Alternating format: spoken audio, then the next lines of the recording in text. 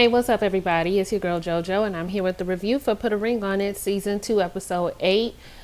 This is going to be a voiceover video today. I have been having a very rough week. I don't feel well, but on top of that, I've just been on the verge of tears, like, for the last 4 or 5 days, and I did not want to get on here looking all slack-faced and teary-eyed the whole video. So I figured I'd just do a voice over video this week. And I might possibly be taking a break from YouTube altogether in the next coming days. I'm just not feeling well, you guys, mentally. Y'all don't have to call the hotline or anything. I'm good there. But I'm just saying, like, I think I have been letting a lot of things kind of consume my thoughts. And I've just been noticing I've had a lot of feelings and a lot of irrational fears in the last couple of days. And I think it has a lot to do with the content that I have been watching and things that I've been consuming myself with. And I just don't think it's healthy. So it's kind of embarrassing because you would think you wouldn't let something like this control your real life and your real thoughts about yourself or your future. But I have been. So I think it might be time for me to just take a step back.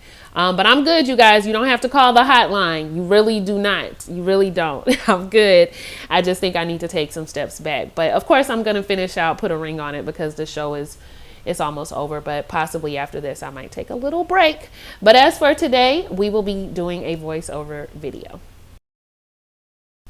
Okay, so we pick up where we left off with Kai and Darian. And ooh, child, this conversation. So I think we all can agree that Kai played herself. Kai's sitting there talking to Darian and asking, was she just used? And did he really care? And no, he didn't really care. He's saying he cared, but I think that's just to help her save face. But no, he never really cared about Kai. He never really cared about Kai's feelings. He only wanted what he could get from Kai that particular night. And I think Kai is old enough to know that. She's realized that, you know, just kind of is what it is. She had to take one for the team. But Darian sitting there that's saying that he cares about Alexia's feelings and that he's going to be a man and tell Alexia he's not going to embarrass her. Kai was absolutely right. You already embarrassed her. And if you were going to be a man about it, then you would have told her before this little interaction and exchange that we had. And had Kai not have spilled the beans, Darian probably still would not have let Alexia know that he slept with Kai. So no, he's not trying to just be a man about it. No, he's not. I don't think he ever intended on telling. Ooh, did y'all hear that? Ooh, child, it's a storm. Okay, but I don't think he ever intended on telling Alexia anything. And Kai, after that, I thought she was about to pray for him, but she actually grabs his hands and tells him that I wish you and Alexia the best. Darian doesn't believe her, but she says she understands that she wasted her time. I just wish she wouldn't have gave the cookie up, you know. Spend the night if you're going to spend the night, you know, but you ain't got to be giving the cookie up, girl. Don't give nobody that kind of power unless you for sure you willing to accept all consequences that come with, you know, unleashing the dragon, if you will. Oh, I guess she doesn't have the dragon. Opening the cage for the dragon. But Kai actually reminds me a lot of Tommy from Love and Hip Hop Atlanta. Does she remind you of her? But anyway, yeah, Darian's trying to sit there and look all philosophical and apologetic, talking about two people being on his shoulder. Shut up. Shut up. You knew what you was doing. Now go ahead, since the tea is already out on you, go ahead and try to catch it before Alexia finds out, because that's what you're going to do. You know, every time I think I got it figured out here, they pull the whammy on me.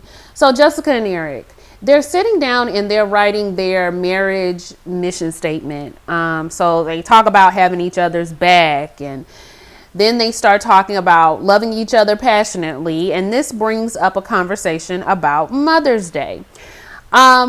So Jessica feels like Eric didn't really do anything for her for Mother's Day.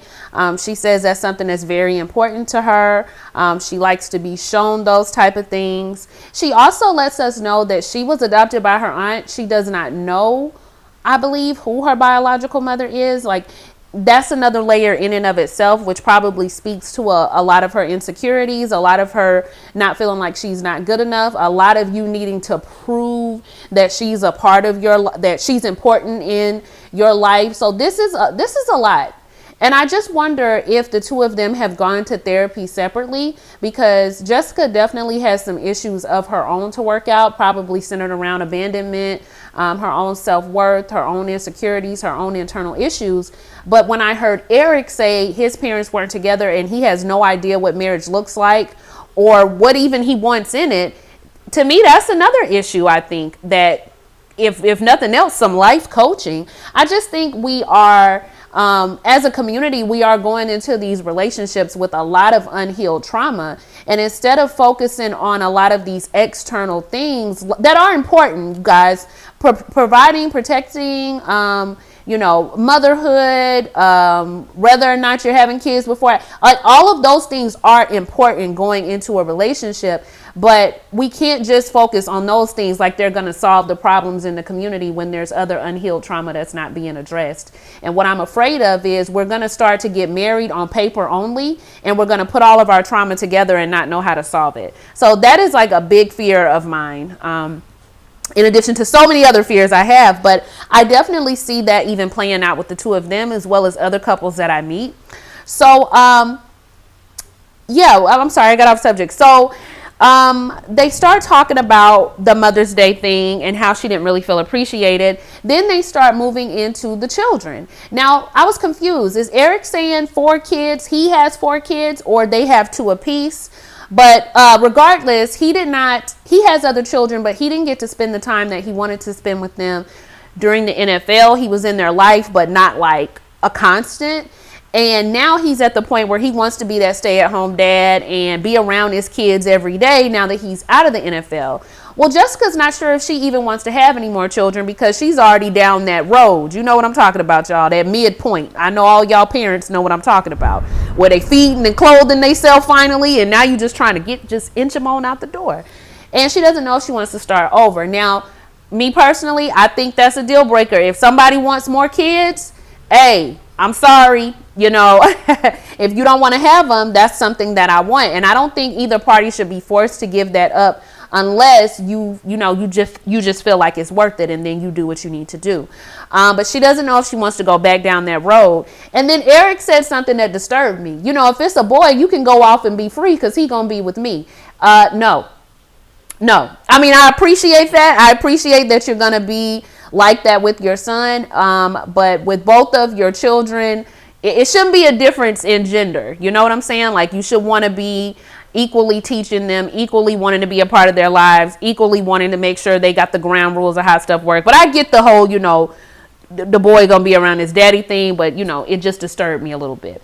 So yeah, I think that if she doesn't want more, that absolutely could be a deal breaker. But before they even start talking about family and having more kids, I think both of them need to make sure that they address any trauma that they have. I also think they both need to address what they really want marriage for, what it looks like to them, and how they're going to operate inside of it. Please don't bring no children into no mess. Don't bring no children into, you can be married and still bring children into a dysfunctional mess. It's not just single parents that can usher that in. You can bring them into a dysfunction even with 2 married people. So yeah, I mean, let's I just wish everybody, can we think about that? Can we think past go and not just think that marriage is a band-aid for all issues? There's internal things as well. I don't know, you guys. I know I harp on that a lot. It's just because I see so many people think that is the end all be all. There's so much more to it than that. But anyway, you guys let me know what you thought about Jessica and Eric, and what do you all feel about them getting married? And were you not disturbed by Eric's hair? When they showed the top view of it, when he was leaning over the bed, I was like, Eric, you would just look so much younger, bro, if you just let it go. Just let it go, baby. Let it go. All right, so I gotta say, y'all, if I see any couple making it off this show, it's gonna be these two. But first, let's talk about Laronda's date. One thing about Laronda, she gonna show that midriff, ain't she? She gonna show that little bit of stomach at the bottom. But she goes on a date with a guy, I forgot his name, but it's the older gentleman. I do believe he's in his 40s. I actually like the two of them together. I feel like he's really mature. He understands what it is. when they were talking about applying pressure, he was just like, most guys understand that there is going to be a point in time where you're going to apply pressure. There's going to be a time limit on it. And she's just like, yeah, but you don't want to pressure somebody. He said, why not? I said, I know that's right, brother. Let her know.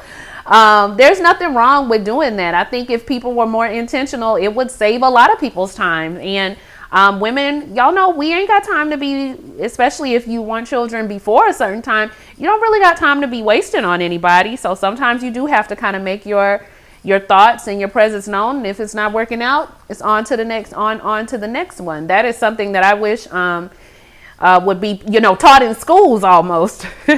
So you would know not to be wasting your time in that way. And I applaud people who don't. But anyway, moving forward from that, the date was cool. He even told her we can go to the city hall right now, but they talk about the importance of family and all of that. And I know that, Laronda is pretty much down with Sean. And I don't even think, it doesn't seem like she's into really dating somebody older, but in her position, I don't think it would be a bad idea, just because they seem to be on a more, they seem to be more on the same wave and on the same maturity level. But of course, I know, gentlemen, I know you guys like to think that the sperm is eternal, but it is. However, there are certain risks that increase with paternal age. So you do have to think about those things when a man reaches, I think, over 35 or 36. I know that autism risk increase. Not that I'm not saying autism is a bad thing. I just know that those risks increase, as well as cerebral palsy. I've done the research. And I encourage you to do the research as well if you do not believe me. But there's just certain genetic things that you have to think about, even with paternal age, as much as you do maternal age. So those are things that she would have to think about if she was to date the older gentleman. But I don't think she's going to. It actually seems like her and Sean have similar ideas about what they want in their marriage. So they sit down and they do the same thing that Jessica and Eric do. They talk about kids. Sean said he wants 7. And he wants this big wedding. I did like that he was in agreement with the whole adoption thing. That was cool, because adoption is something that I've actually thought about doing as well. And I would want to be with somebody who was cool with doing that. Just as like my way of giving a child something, it has no home, to give them a home.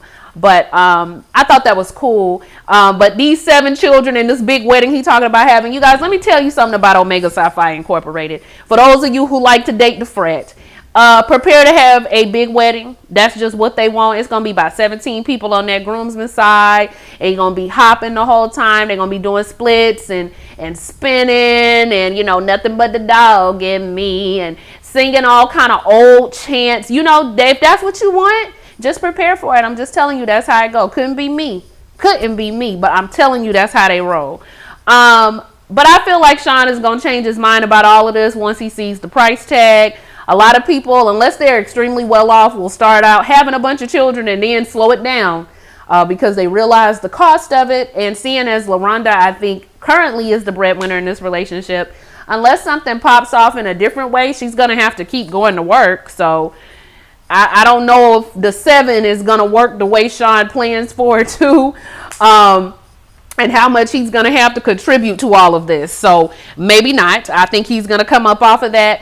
They also talk about divorce, and he says that he doesn't want a ride or die type of situation. Like, if it ain't working or if it's something wrong, he believes that divorce can definitely be on the table. Don't just stay together and be miserable for the sake of it, which I actually agree with. And Laronda says that she kind of doesn't see divorce as an option because things can be worked out. You can find a resolution. We can communicate and we can talk about it. And I agree with both of them. I agree with both of those sides. Like, don't just get divorced just because, especially if it's something that can be worked out and you can find a resolution for. I love the way that Sean said, like, Sean was hitting on some points. Now, when he said that if you're not coming into the relationship as your best person, you shouldn't be in a marriage anyway. I was like, come on, Sean. Because I say that kind of stuff all the time. So I think the two of them are going to be okay. There's still little things about Sean that kind of are like, but then there's little things about Laronda too, like how she doesn't how she doesn't like to check in with people before she goes to do stuff. So they both have their little things. I still think that Sean could use some time just getting some of his things healed from his childhood, his past, things with his dad, things that he saw in his parents' marriage. That might be something that he could talk about, but he seems to have a good head on his shoulders as far as what kind of marriage he wants. I just would say don't waste any more time, especially if you want these 7 children, honey. You should have got with old girl at the courthouse like the other brother was talking about. Don't waste any more of her time if you're trying to get 7 out of the deal. But I think the two of them are going to be okay. I don't think Sean, it's little stuff, but I really don't think he's all that bad. I know some people don't like him, but I don't think he's all that bad. I think they're going to be okay. And I think he knows he wants her. And so that's half the, looking at Darian, honey, that's half the battle, child. I don't even want to talk about them, but we gonna have to get into them soon, y'all. But y'all let me know what y'all thought about Laronda and Sean. What did you think about their conversation? What did you think about the things that Sean was saying and the things that she was saying? And do you see it how I see it? Do you think the two of them are probably gonna end up being okay? I think so. Well, friends, here we are. Alexia and Darian. Okay, so Dr. Nicole and Alexia have a one-on-one, and this is where we finally get Alexia to wake up to the realization of there's always been the proof there. There's always been these little inklings, her intuition, little drops here and there, letting her know what Darian was doing and what type of person that he was. But like she said, she didn't have any hard proof. So this is the first time this whole situation with Kai is where she actually had proof, and this woman was in the condo and this woman was in her bed, and it's so disrespectful to her, and she's so embarrassed and she's so hurt, and this is supposed to be her best friend. But we finally get Alexia waking up, and I feel like a lot of times we know, but when we don't have proof, like Dr. Nicole said at the end, it's easy to sweep stuff under the rug when it's like it's in your face, but people don't really know about it. So you can kind of just say, it didn't really happen, and sweep it under the rug. But this is so in your face that you can't really ignore it, and in the faces of the rest of America that's watching. So she couldn't deny it any longer. And she got to see what was directly in front of her. Her feelings were really hurt. I love when Dr. Nicole got her to the realization that she's loving Darian and she's worried about what Darian wants. But what about what Alexia wants? Like, who's loving on Alexia? And she was like, I love myself. But no, not really. And that was something that I talked about probably the first or second episode in with Alexia, about how much there was just a lack of love for herself. And so I was glad that Dr. Nicole pointed that out. I'm telling y'all, I'm starting to wonder more and more if I just need to go ahead and go and get that doctoral degree and do some work out here in the community, because I think it's needed. And child, I'm gonna do it for free. I ain't even charging nobody, because I think that's how bad we need it, like, no lie. But I was just glad that she came to the realization that her self-love was lacking, that she needed to do what she needed to do for her, not for anybody else, not for Darian, but it's time for her to think about her. She says she's come to the realization that maybe Darian is not the right person for her, and that maybe she has cared too much and been sticking to a person that's not really for her for a very long time. And so she's going to have to make some changes. Now, when Darian and her get back together, it was hard for me to watch this part, because even once Darian did finally decide to apologize, it was still all about him. I'm alone out here and I can't come home, and I know it's not about me, but it is about you. You made it about you yet again. And Dr. Nicole did a really good analogy that I love. She says that grown men, what did she say? She said a grown man doesn't spend time destroying, I can't remember the analogy, but basically a grown man wouldn't destroy what took him time to build. Just like a little boy, when he plays with Legos, he builds it up and then he just kind of crashes it all down. That's something that a little boy would do, but a grown person would not destroy something that took them time to build. And I would say a grown person, man or woman, would not destroy something that took time to build up. And so when you see somebody do that, that is self-sabotage. But not only is Darian self-sabotaging his relationship, but Alexia self-sabotages her own relationship with herself, because everything that she has built up in herself, even if it was a small amount, she destroys every time that she chooses to look past the things that Darian has done, and she chooses to look past herself and what she needs and only fulfill his. So she is also destroying things that she's building up. But I thought it was a great analogy. It's something I'm going to keep in my back pocket. Alexia says that she is going to move forward. She ends up at the end of the process sitting there by herself, and it looks like it's over, but is it really over? I don't really know. I haven't checked social media. I ain't been in the streets, so I'm going to hope it is. But yeah.